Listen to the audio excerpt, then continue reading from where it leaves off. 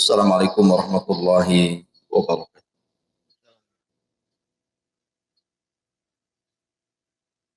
Alhamdulillah wassalatu wassalamu ala Rasulillah wa ala alihi wa sahbihi wa mawalah wa la hawla wa la quwata illa billahi wa ba'd. Alhamdulillah di pagi hari ini kita bisa melanjutkan kajian kita masih membahas kitab hadis Arba'in Nawawi karya Al-Imam An-Nawawi rahimahullahu taala. Salawat dan salam demi keberkahan majelis kita hadiahkan kepada Rasul kita Nabi besar Muhammad sallallahu alaihi wasallam. Kita masih pada penggalan hadis Jibril dan kita masuk pada pertanyaan Jibril kepada Nabi sallallahu alaihi wasallam, qala fa akhbirni 'anil ihsan. Qala an ta'budallaha ka'annaka tarahu fa in lam takun tarahu fa innahu yaraka. Abarkan kepadaku ya Muhammad tentang ihsan. Apa itu ihsan? Maka Rasul mengatakan engkau beribadah kepada Allah seolah-olah engkau melihat Allah. Jika engkau tidak bisa seolah-olah melihatnya, maka yakinilah Allah melihat.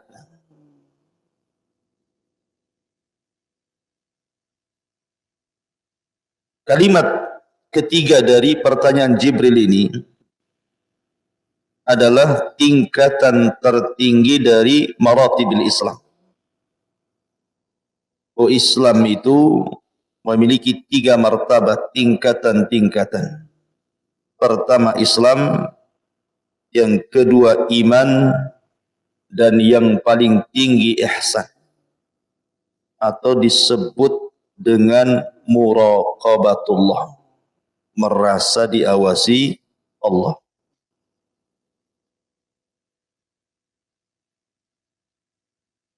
Dahulu di zaman Nabi sallallahu alaihi wasallam ada seorang wanita namanya Haulah bintu Sa'labah.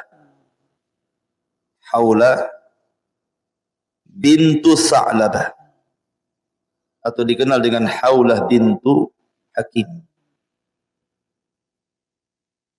Wanita ini adalah wanita yang berakal. Dia menikah dengan seorang laki-laki yang sedikit kurang akalnya dan suka emosian. Tapi Haulah ini wanita sabar. Dia sabar bersama suaminya sampai melahirkan banyak anak. Suatu hari, yang namanya rumah tangga pasti ada percekcokan. Walaupun mereka di zaman keemasan, di zaman para sahabat. Akhirnya kemudian suaminya, karena emosi dia mengatakan, anti ka dhahri ummi, kamu seperti punggung ibuku.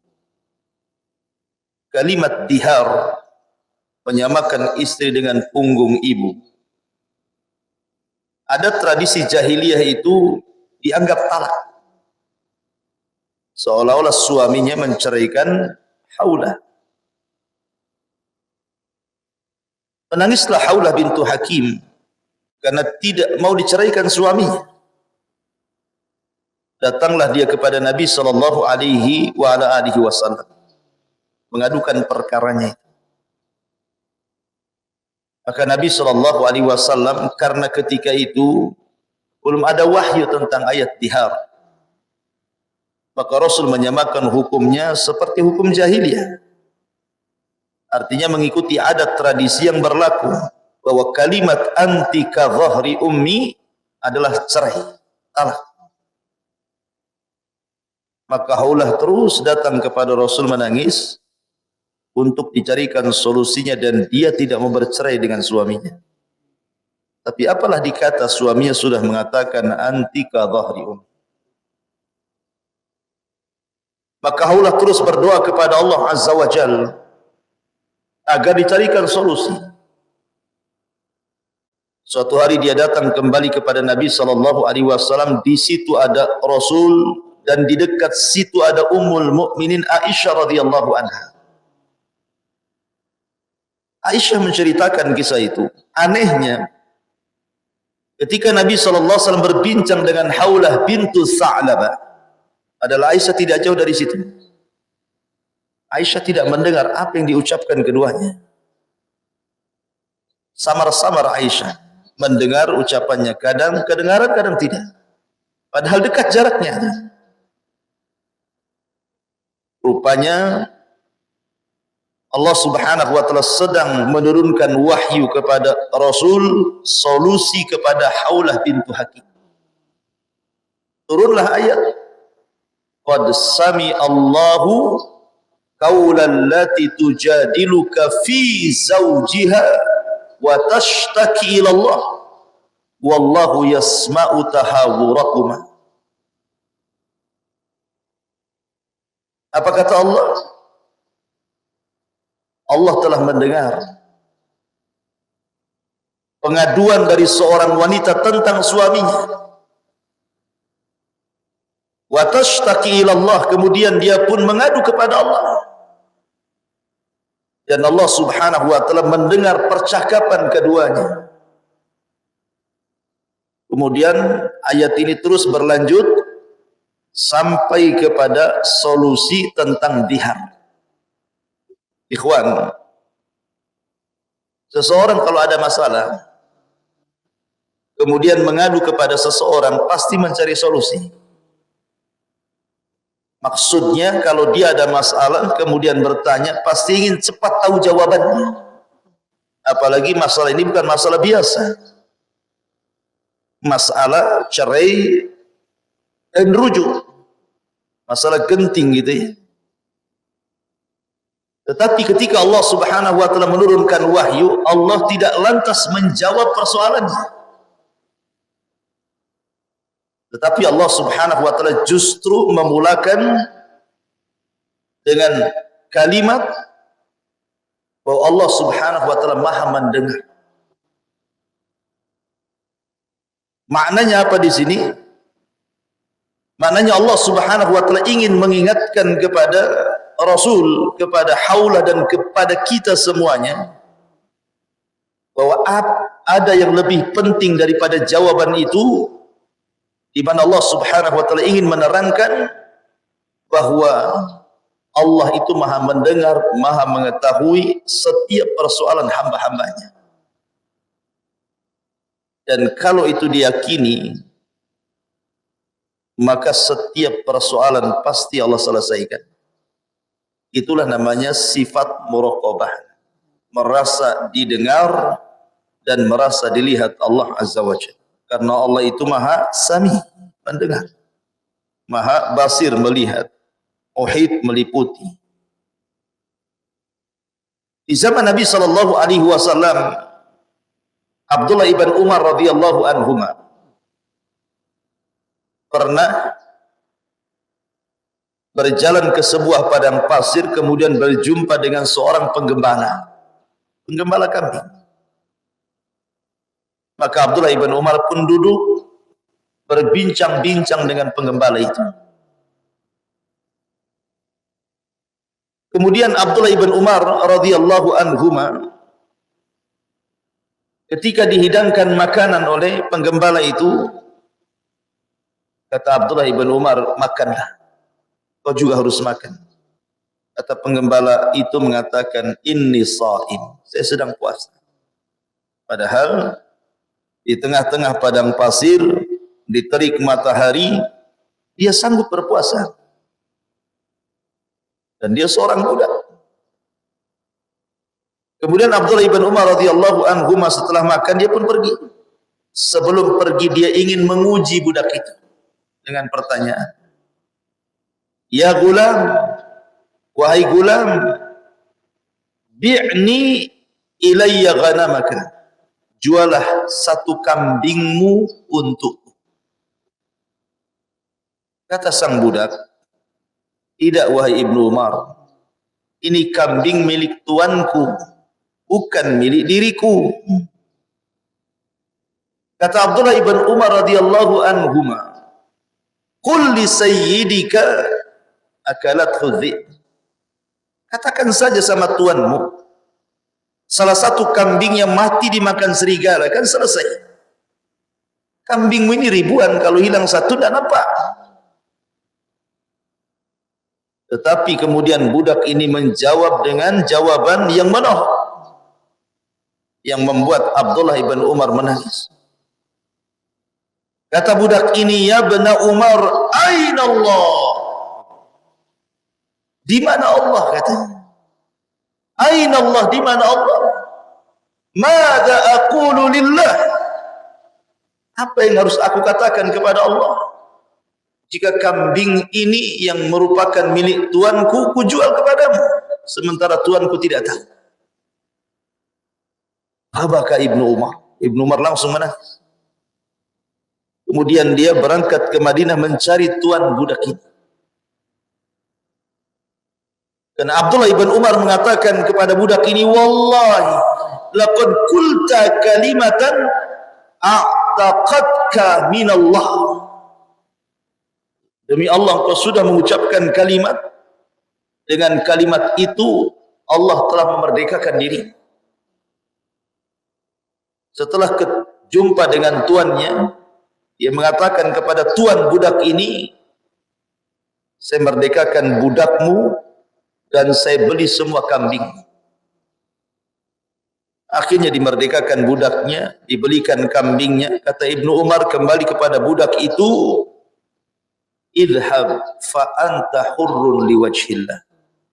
Pergi kamu sudah bebas. Ambil kambing-kambing ini untukmu.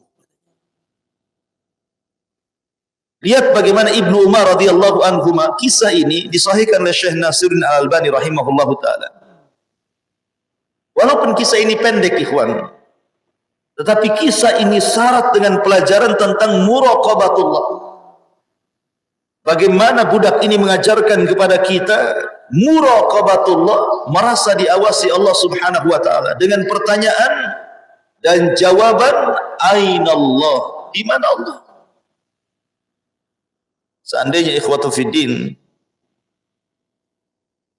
orang-orang yang menggunakan kendaraan kemudian lewat di lampu merah kemudian berhenti, nampaklah di situ ada polisi, padahal patung polisi, nampak model-model polisi, satpam saja modelnya model polisi sekarang pakai. Kalau orang yang takut, dia nggak akan berani melanggar lampu merah tuh. Kalau ditanya kenapa nggak terobos saja lampu merah itu, ada polisi. Dia bisa muraqabah dengan polisi kan? Takut dia melanggar lampu merah, kenapa? Ada polisi katanya. Kalau seandainya ikhwatu fiddin, muraqabah ini diterapkan pada semua lini pekerjaan, seorang pekerja bisa rajin kalau pemiliknya melihatnya. Seorang pekerja merasa rajin ketika dilihat oleh atasannya. Seorang pedagang akan jujur kalau diperhatikan jual belinya. Kalau seandainya sikap muraqabah ini diberikan kepada Allah, kalau sesama makhluk saja orang bisa baik. Pekerja jadi rajin gara-gara diawasi gitu ya. Itu sesama makhluk loh ya. Bagaimana kalau seandainya muraqabah ini yang memperhatikan kita bukan makhluk, tetapi Khaliq Allah Azza wa Jalla. Saya yakin orang yang muraqabah itu terlahir menjadi orang-orang yang jujur, orang-orang yang amanah, dan orang-orang yang bertanggung jawab. Tak mungkin tidak akan melahirkan orang-orang seperti ini kalau tertanam muraqabatullah, seolah-olah kita melihat Allah kalaupun tidak yakini Allah melihat kita. kita akan jujur tuh. Apalagi di zaman sekarang kejujuran itu sudah langka. Jangan lagi di zaman sekarang, di zaman Umar. Umar ini mungkin bahasa kitanya sedang belusukan. Tapi belusukannya Umar malam-malam dan tidak bawa wartawan. Malam dia. Jadi di zaman Umar bin Khattab radhiyallahu an, namanya Madinah itu kan pusat ibu kota. Kalau di Indonesia ini ya Jakartanya. Biasanya kalau di Jakarta itu kan tempat mengadu nasib orang-orang di daerah pada ke Jakarta untuk merubah nasib. Begitulah posisi ibu kota sejak zaman dulu. Banyak dari daerah-daerah datang ke Madinah untuk mengadu nasib. Tapi Umar ini pemimpin yang adil. Dia menyediakan tenda-tenda banyak di padang pasir itu. Kemudian disediakan kepada para pengadu nasib yang datang dari daerah-daerah itu. Disediakan tempat tinggal. Dan dicukupi lampunya. Jadi Umar radhiyallahu an kalau malam-malam mengintai, melihat, belusukan, bagaimana kondisi rakyatnya. Karena jatah lampu itu dijatah jam sekian mati. Dan itu jatah pemerintah. Maka semua waktunya mati-mati. Tetapi Umar heran dengan satu tenda, kok lampunya belum mati, masih hidup. Maka Umar pun mendekati tenda itu. Rupanya di dalam tenda itu ada percakapan dua wanita, satu ibu dan satu putrinya. Ibunya mengatakan kepada putrinya, "Nah, besok kita jualan susu. Bagaimana kalau seandainya kita campur susu ini dengan air supaya banyak untungnya?" Yang namanya kecurangan dalam jual beli itu modelnya sama saja. Dari dulu sampai sekarang campur-campuran. Jual salak, atasnya salak pondok, bawahnya tah salak apa gitu. Katanya jeruk ini jeruk beras tagi, atasnya, bawahnya tah apa jeruk-jeruk nggak jelas yang busuk-busuk itu kan. Yang dibelah semangka itu manis, yang nggak dibelah rupanya dikasih pewarna, kan nggak tahu kita. Itulah memang penipuan dari dulu, memang begitu, main campur-campur kan. Yang baik dengan yang buruk dicampur-campur. Akhirnya kemudian kata wanita itu, kata anak gadisnya ini mengatakan, "Wahai ibunda, jangan, aturan negara Amirul Mukminin melarang tidak boleh curang dalam berdagang." Kata ibunya, "Nak, bukankah Amirul Mukminin tidak melihat dan tidak mendengar? Enggak sadar Umar di samping tenda." Tetapi wanita ini memang terdidik menjadi wanita muraqabah. Dia mengatakan, "Bu, sekalipun Umar tidak melihat, tidak mendengar, Umar itu punya Tuhan. Dan Tuhannya Umar yarana, sedang melihat kita."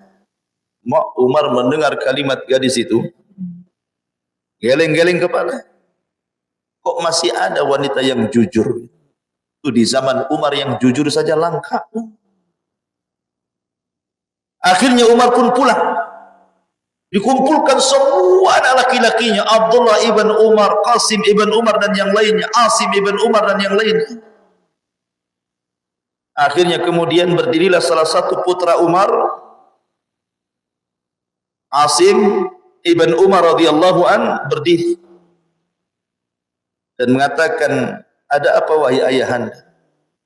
Kata Umar bin Khattab, "Kau harus menikah." "Menikah dengan siapa wahai abi?" "Menikah dengan bibit unggul," katanya. Menikah dengan bibit unggul, ini wanita jujur, harus menikah dengan dia. Zaman dulu anak-anak jarang durhaka kepada orang tua. Atau orang tua menikah, yang menikah lah. Anak sekarang mana mau dijodohkan kayak gitu. Enggak lah, Sudah ada di Facebook. Zaman sekarang. Sudah dapat di Google. Jodoh saya sudah COD katanya. Zaman sekarang ya.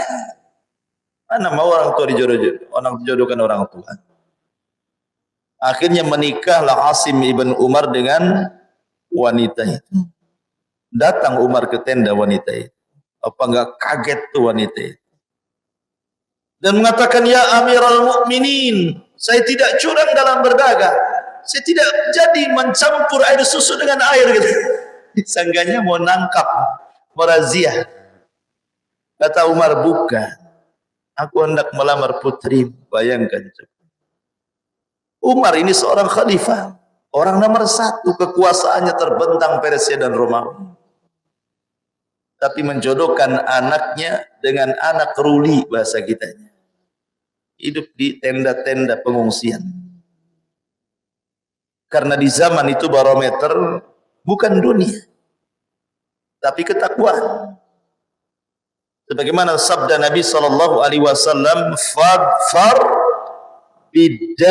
bidzatid dini caribat yadah. Ambil yang paling baik agamanya, beruntung kamu. Idza ja'akum man tardawna dinahu wa khuluquhu fazawwijuhu illam takun fitnatun wa fasadun arid. Kalau ada orang yang datang kepadamu meminta anakmu dan dia baik agama dan akhlaknya, nikahkan dengan dia. Kalau tidak, pasti terjadi fitnah dan kerusakan di permukaan bumi. Maka Umar pun melamar anak gadis itu. Menikahlah anak gadis itu dengan Asim ibn Umar.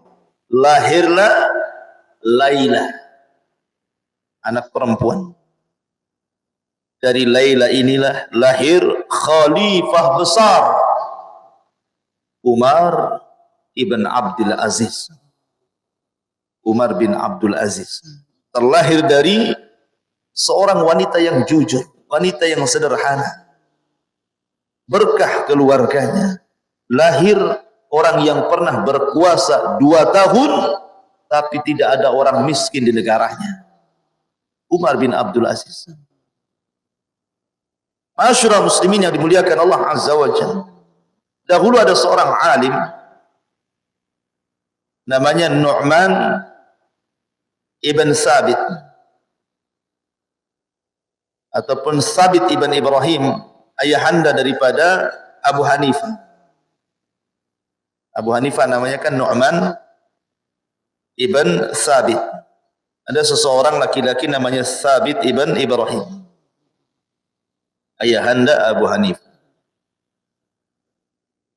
Dia seorang talabul ilmi, tapi tidak sehebat anaknya tentunya Abu Hanifah. Tetapi kemudian dia berjalan kehabisan bekal. Zaman dulu kan rihlah. Talabul ilmi itu budaya para ulama. Kalau ingin mencari ilmu, rihlah. Rupanya kehabisan bekal, dia pun mencari air dan kehausan. Carinya air, kemudian dapat sungai. Nampak ada sungai di situ. Ketika kemudian dapat sungai, senanglah dia. Langsung dia ke sungai itu dan minum kenyang-kenyang. Karena sudah lama tidak minum, haus sekali. Rupanya di sungai itu hanyutlah 1 buah apel. Hanyut. Sudah lapar, haus, nampak pula apel hanyut kan itu. Main tangkaplah.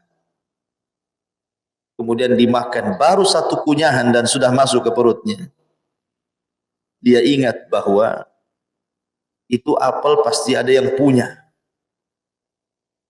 Akhirnya dia dimuntahkan lagi dan mencari pemiliknya. Siapalah pemilik apel ini. Takut dia kepada Allah. Kenapa? Muraqabah. Disusurinya sungai itu sampai kepada kebun apel. Setelah tahu kebunnya, dia cari pemiliknya. Setelah berjumpa dengan pemiliknya, dia minta maaf, tapi pemiliknya enggak mau maafin. Sampai dia rela bekerja kalau dia mau, asal memaafkan kesalahannya. Padahal kesalahannya ngambil apel yang hanyut. Kalau dibiarkan apel itu hilang.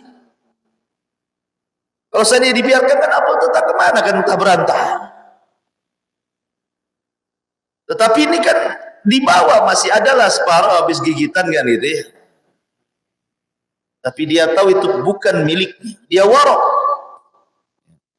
Makanya kemudian dia mengatakan, samihni ya fulan, maafkan aku wahai fulan. Tetapi orang ini mengatakan, tidak, aku tidak akan memaafkan diri. Lalu apa yang harus aku lakukan?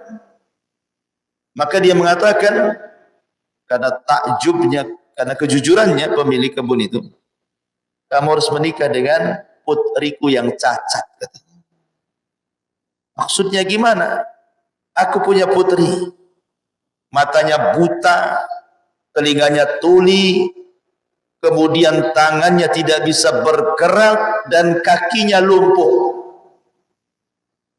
Geleng-geleng kepala, ya Tuhan, yang lain lah. Masa gara-gara makan apel sedikit kok berat kali hukumannya.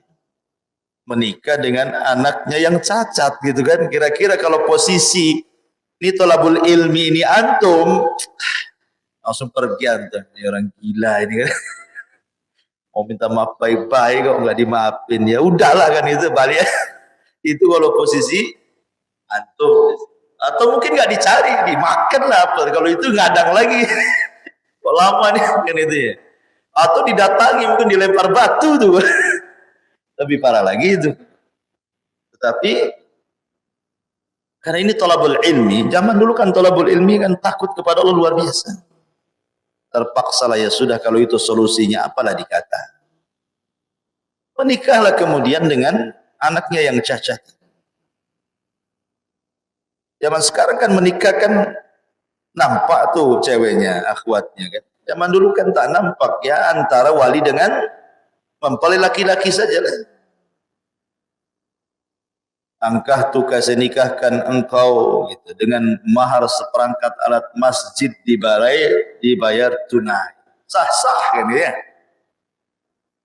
Banyak kali alat masjid orang lah, kipas semua kena. Jadi akhirnya kemudian ketika disuruh menemui putrinya, dia pun mengucapkan salam, assalamualaikum. Karena di balik tabir, tiba-tiba wanita ini mengucapkan salam, waalaikumsalam lah. Katanya, isu, kenapa pula dia bisa bicara? Kemudian dia masuk, rupanya dia mendapatkan wanita yang sangat cantik. Dia tidak bisu, dia tidak tuli, dia tidak buta, dia tidak cacat. Wanita yang sangat cantik dan seorang wanita yang alim.